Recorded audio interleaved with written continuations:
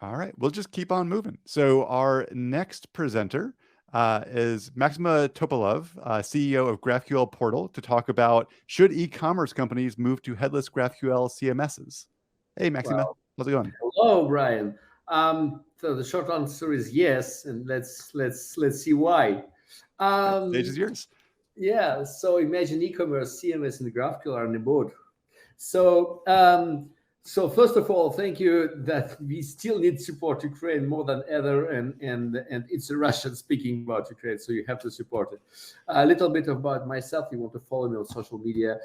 Coding since 10 years old. Coded 3D engines, telco, switches, ERPs, e-commerce, many stuff. A lot of coding, a lot of lines of code. Founded a digital agency. We did a lot of e-commerce there too. And finally, for the code store, as you may see, we're very good in branding.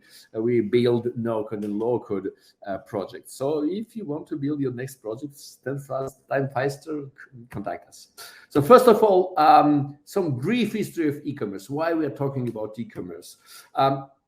It's all started very well before internet. Actually, in France in 1982, we had Minitel. Before internet, we already got e-commerce. So it's an old story.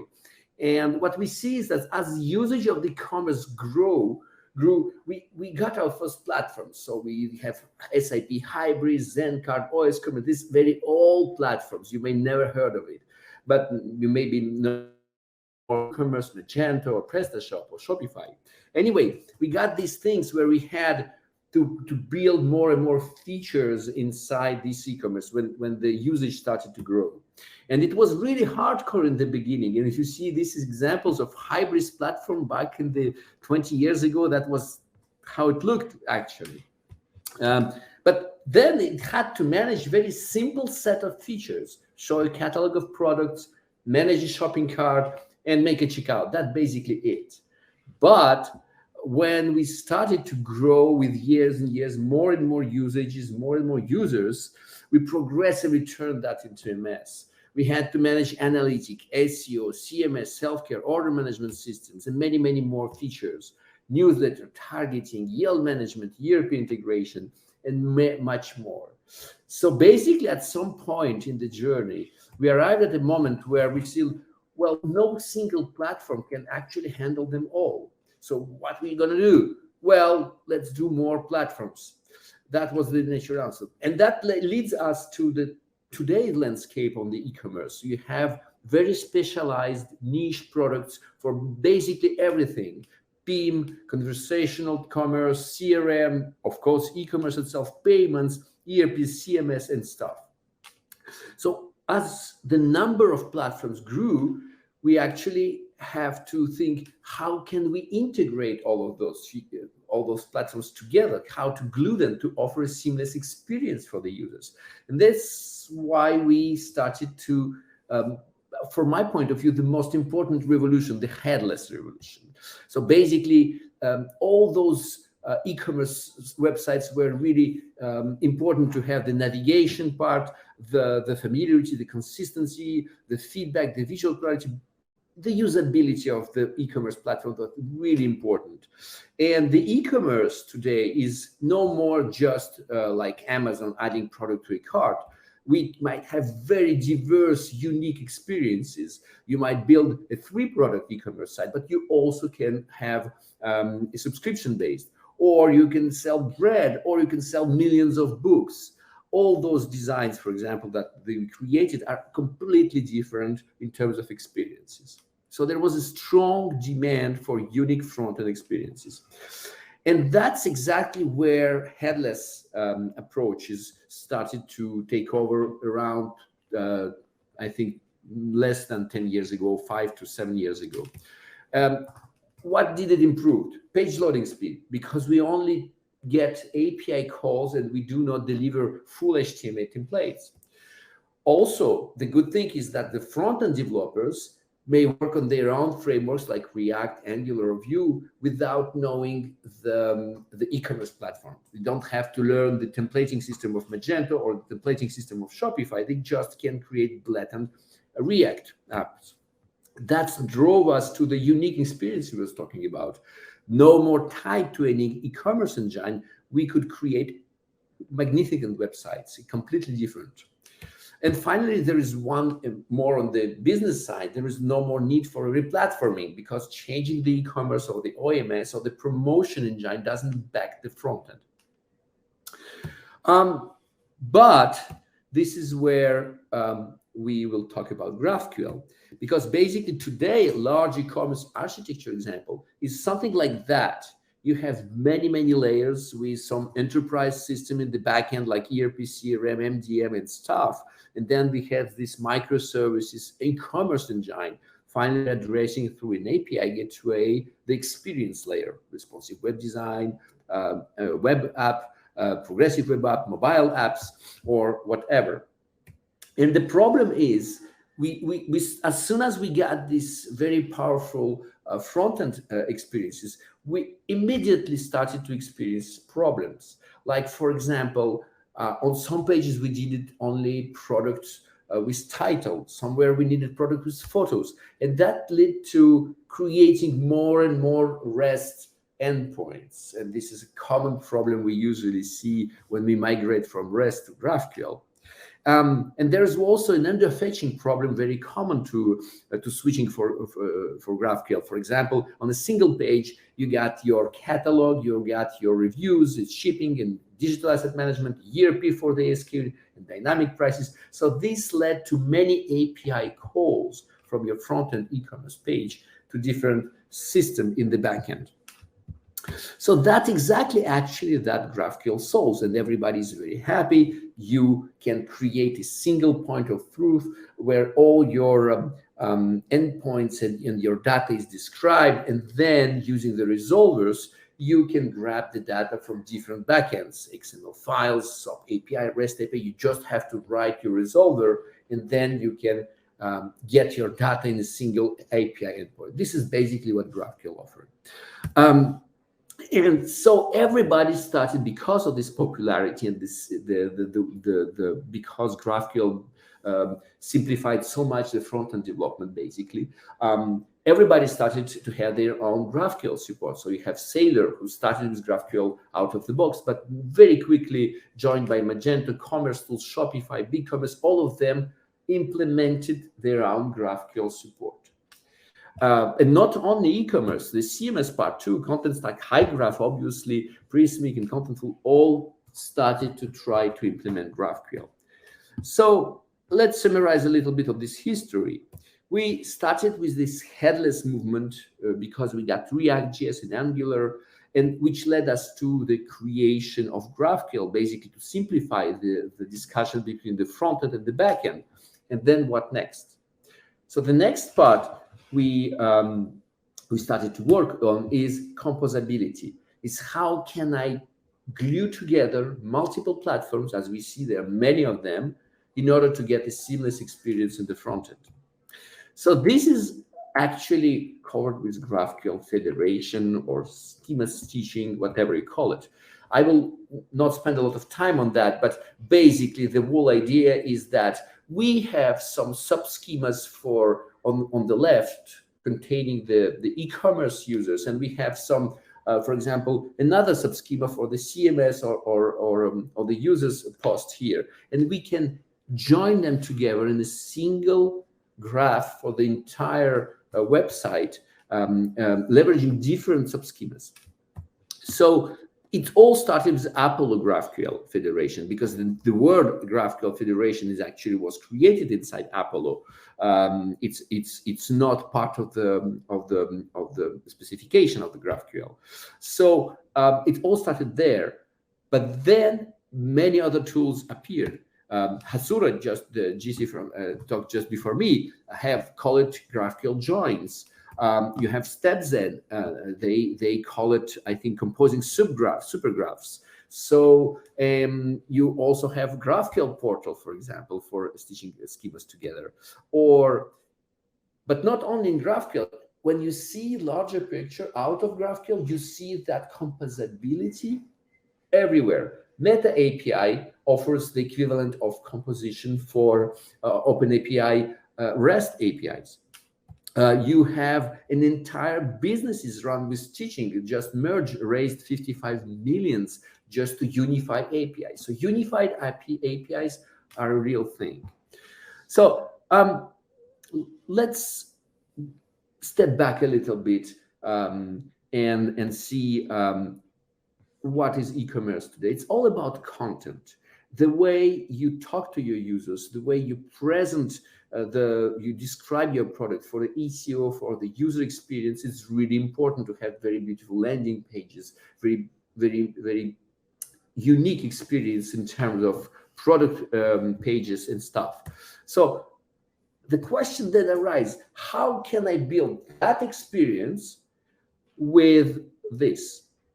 Because this is the basic basic CMS from Shopify. This is what you can do. And you can immediately see that it's absolutely impossible to create meaningful experiences, amazing experiences in the front end using just the CMS from Shopify. And this is where you can meet HighGraph. And HighGraph is an extraordinary tool. I've been using it since, I think, a year and a half. That lets you basically create structured content. It's really important, headless structured CMS content, and it was built around GraphQL.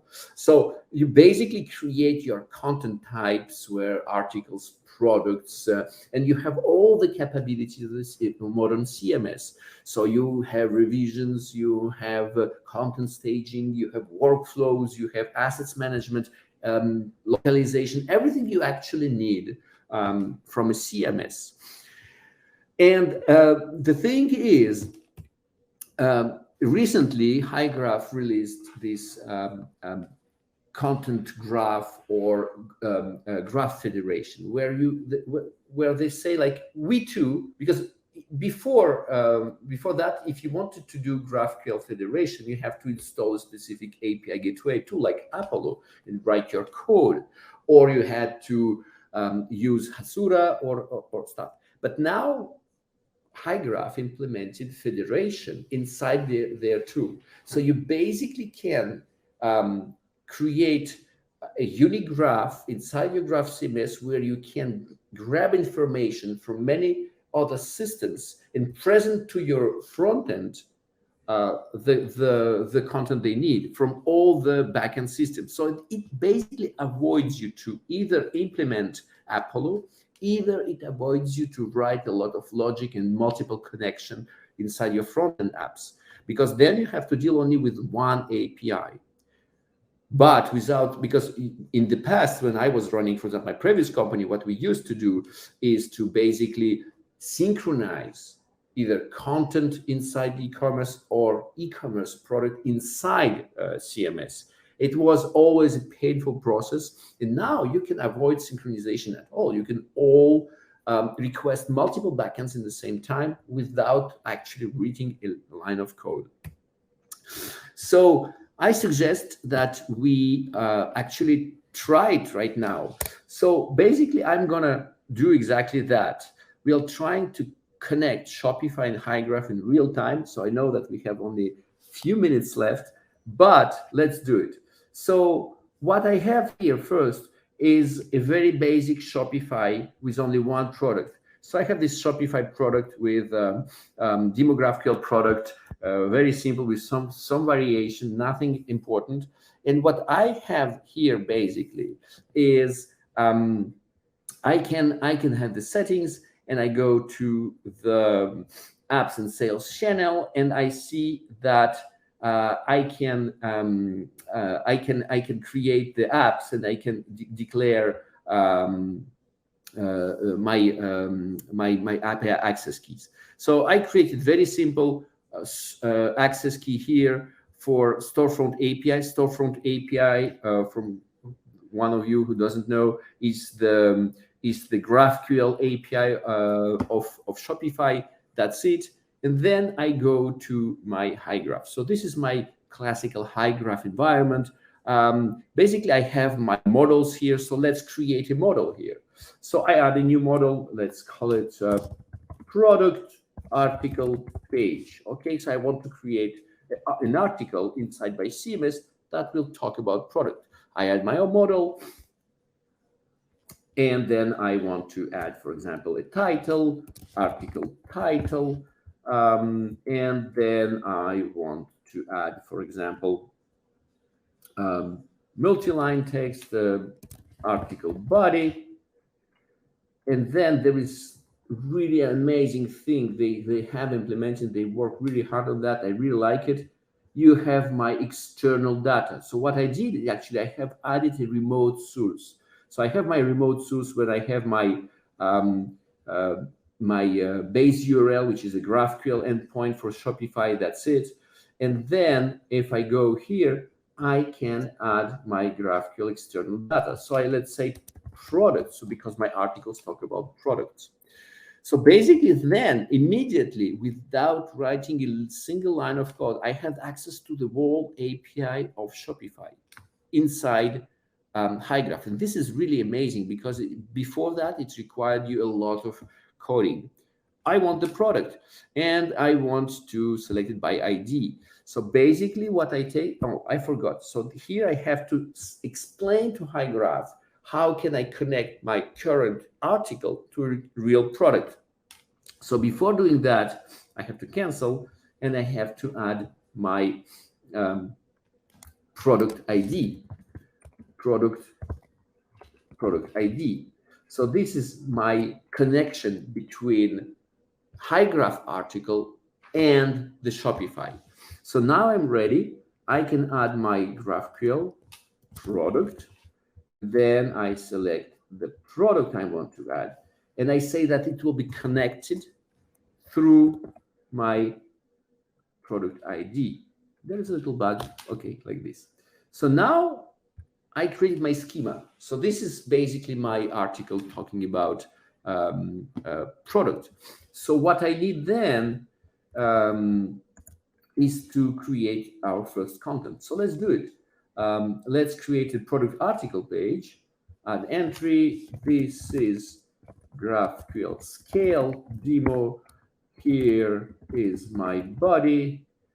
And then here the product ID. So as you see, for now, I cannot see the product in here because it doesn't know where to take the product. But as soon as I save and publish, you will see the difference. Now the preview in the playground is available. And you have to understand this content is inside HighGraph. Rather that one, and I can see now the example of here, I can see, for example, I could see that I can show the article body and I can show the article title. Those fields come from HighGraph. But I also have this product where I can show, for example, the title, the description, and for example, the handle, which is a slug, basically. And when I execute, here it is. Here is my body. This is the article. So these fields come from HighGraph, while all this information comes directly from Shopify. When I go back to products, you see that this is a product that came from Shopify. So basically, what does it mean?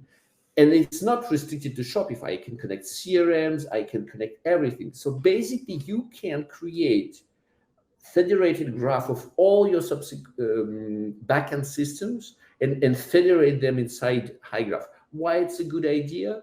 Because HighGraph is the closest to the end users. It produces the content, the homepage, because your schema here is about articles, but you can create homepage, you can create components, you can create all your front-end experience and then grab content from many, many sources. So that's really amazing. I think that will be makes HighGraph my favorite CMS for the next year at least. I think I'm done. Awesome. So let's talk a little bit about some questions. So first and foremost, Alex said, always impressed by live coding. I had to respond. It's technically live no coding that you just showed us, which is always awesome. So yeah, let me ask a question actually. So before this idea of federation inside of HighGraph, how would you have made that experience happen? Because I definitely remember back in the day, like the Shopify CMS is not meant for marketing sites at all. So how would you have kind of stitched that together back before you started doing this process? Well, basically, if you take a few years ago, you might remember that many websites had their website, the corporate websites, and then you have a shop link in the menu. And when you click on the shop, you switch to the e-commerce system. So you basically have two websites in the same menu. Then progressively, we had some mixing capability. If you look on the internet, I made a Magento Drupal connection. That was a nightmare because you have to manage sessions and cookies and links between the content, the product, and who's serving pages, the CMS or the e-commerce. That was really painful integration. Synchronizing stuff for some of them, trying to do some headless stuff. But basically, you can do it with headless. You can address that both backends, CMS and e-commerce, and then kind of try to reveal that, but it required you at least a backend for frontend or adding a lot of custom business logic inside your frontend. Awesome. And as we wait for any additional questions, I guess going forward with this kind of idea of federation, what kind of experiences are you hoping to be able to build to kind of like really kind of unify these things, like you said? I think that we see this pattern. Merge is a good example. Merge, they created an entire company just stitching together multiple APIs. So I would love to see a kind of rapid API experience when you see these millions of API and some no-code tools. You know, it's very popular nowadays, like drag and drop. So my ideal experience, very close to what HighGraph is building now, is kind of, I can go to shopping like Amazon of APIs, of GraphQL APIs, and I just grab them and I connect them and map them, and that's it. So I can build very rapidly backends, mixing some SaaS tools, but also maybe some indie developers who provide very specific GraphQL backend for something. And then I can build my backend like I do it in frontend. In frontend, you have this drag and drop stuff with VWeb, with AppSmith, Retool, whatever. But in the backend, you have limited choices. You have backendless, you have Xano, and that's it. So I really would love to have this composability, drag and drop experiences of building my backend. Absolutely. I love that. I feel like as you gain more experience as a developer, you honestly want to write less code. Like give me the experience where I don't write code and then just pick and choose a couple pieces and I'm done. Yeah. That's less code means less bugs. Less code means less testing and less writing stupid things. So yeah, absolutely. I think most of our guys, for example, are developer and they are building no-code solution using. They are developers building no-code, and they're very happy not to just looking for hours for the semicolon missing somewhere. Exactly. All right. Well, I'm not seeing any additional questions in chat, so I appreciate all the insights that you shared. Thank you. So thank you so much for being here. Thank you. Bye-bye.